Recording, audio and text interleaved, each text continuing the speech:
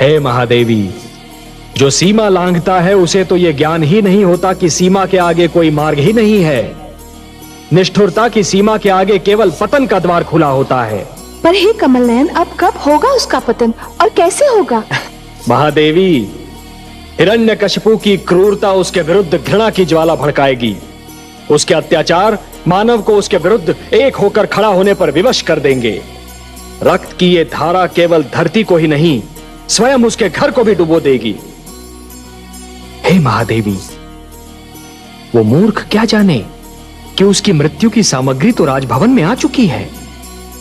जिस पुत्र प्रहलाद को वो मेरा सबसे महान शत्रु बनाना चाहता है, वही प्रहलाद उसके अहंकार का सर्वनाश कर देगा।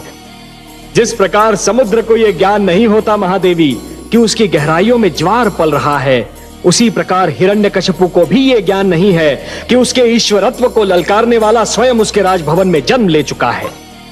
महादेवी, यह कथा बहुत रोचक है। महादेवी, यह कथा बहुत रोचक है और इसका हर मोड़ अधिक रुचिकर होगा।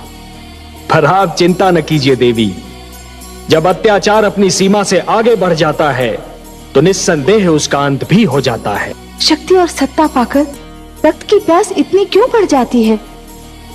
अहंकार बुद्धि को कैसे भ्रष्ट कर देता है? निष्ठुरता मन में कैसे वास कर लेती है? देखिए ना, हिरण्यकशिपु ने एक छोटे से बालक के निर्दयता से केवल इसलिए टुकड़े टुकड़े कर दिए कि उसका नाम आपके नाम जैसा था। क्या किसी का नाम भी उसके वध का कारण बन सकता है? यह केवल मानव पुत्र का नहीं, वरन सभ्यता का वध है। पर हे महादेवी, स्मरण रखिए, जान लीजिए कि निर्दयता पतन का पहला चरण होती है। हाँ देवी, एक बहुत सुंदर, एक बहुत अनुपम घटना घटी है।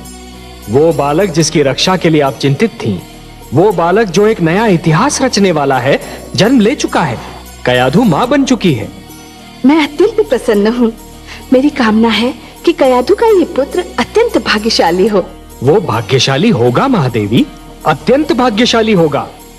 जिस प्रकार ध्रुव अपने दृढ़ निश्चय का इतिहास रच गया, उसी प्रकार ये बालक भी अपने दृढ़ विश्वास का इतिहास रचेगा। जिसे जन्म लेते ही देवर्षि नारद जैसे महान मार्गदर्शक की गोद मिल जाए, उसने तो नेत्र खोलते ही अपना मार्ग भी देख लिया और अपना लक्ष्य भी। उसका जन्म एक ऐसे राक्षसी प्रकृति के असुर के घर में हुआ है, जो वास्तविकता जान लेने के उपरांत इस नन्हे बालक का बैरी बन जाएगा। ऐसे शक्तिशाली और अभिमानी का ये बालक सामना कैसे कर पाएगा? यही तो उसके दृढ़ विश्वास की परीक्षा होगी महादेवी। महादेवी, केवट का साहस शांत बहने वाली नदी में नौका खेने से सिद्ध नहीं होता। वो तो तब सिद्ध होता है जब केवट बिफरी हुई नदी के मझधार से नौका को सुरक्षित निकाल कर ले जाता है।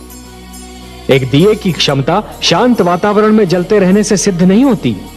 वो तो तब सिद्ध होती है जब दिया अपनी लौ को आंधी में भी बुझने नहीं देता। उसी प्रकार इस बालक का दृढ़ विश्वास भी तभी सिद्ध होगा जब वो महान शक्तियों और प्रतिकूल वातावरण में भी जमा रहेगा।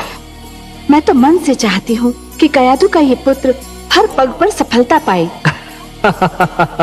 अब आपने उसे आशीर्वाद दे दिया है, तब तो उसका विश्वास दृढ़ होना ही है।